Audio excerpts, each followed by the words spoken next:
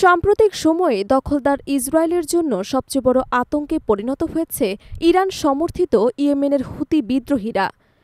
ইয়েমেনে একের পর এক বিমান হামলা চালিয়ে হুতি যোদ্ধাদের কোনোভাবেই দমন করতে পারছে না ইসরায়েল, বরং হুতিদের ক্ষেপণাস্ত্র এবং ড্রোন হামলায় ইসরায়েলের সামরিক সক্ষমতার দম্ভ ভেঙে চূর্ণ-বিচূর্ণ হচ্ছে। বিদ্রোহী গোষ্ঠীটির নিজস্ব প্রযুক্তিতে তৈরি ক্ষেপণাস্ত্র এবং ড্রোনের শক্তি দেখে কাঁপছে ইসরায়েলিরা। বিমান হামলা সাইরেন বাজলে সাধারণ মানুষকে ঘরবাড়ি ছেড়ে পালিয়ে আশ্রয় নিতে হচ্ছে বোম শেল্টারে। গাজায় চলমান আগ্রাসনের প্রতিবাদে হুতিরা সম্প্রতি ইসরায়েলের ভেতরে টার্গেট করে ক্ষেপণাস্ত্র এবং ড্রোন হামলা চালায়।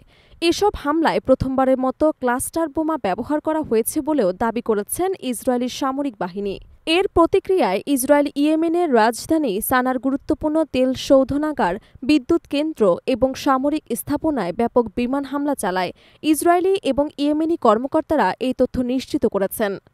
হুতিপন্থী টেলিভিশন আল মাসিরা জানিয়েছে, সানার একটি তেল শোধনাগার, একটি বিদ্যুৎ কেন্দ্রে ইসরায়েলি বিমান হামলায় অন্তত ২ জন নিহত এবং ৩৫ জন আহত হয়েছেন।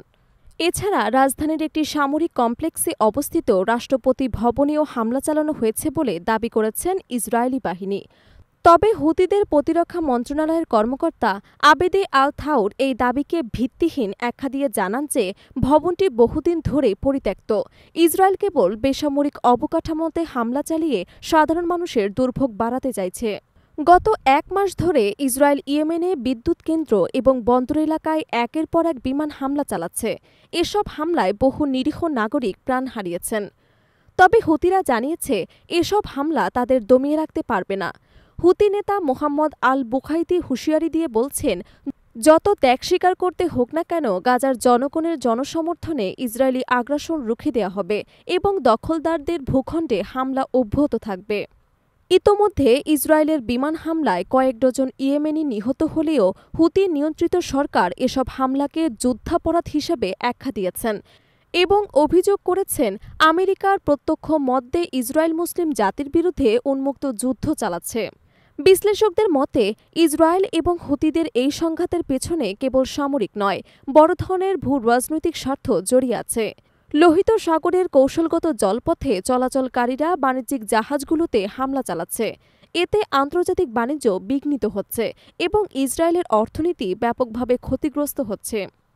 পাল্টা যুক্তি দিয়ে ইসরায়েল বলছে, তারা কেবল নিজেদের নাগরিক এবং ভূখণ্ডের নিরাপত্তা নিশ্চিত করতে এসব পদক্ষেপ নিতে বাধ্য হয়েছে।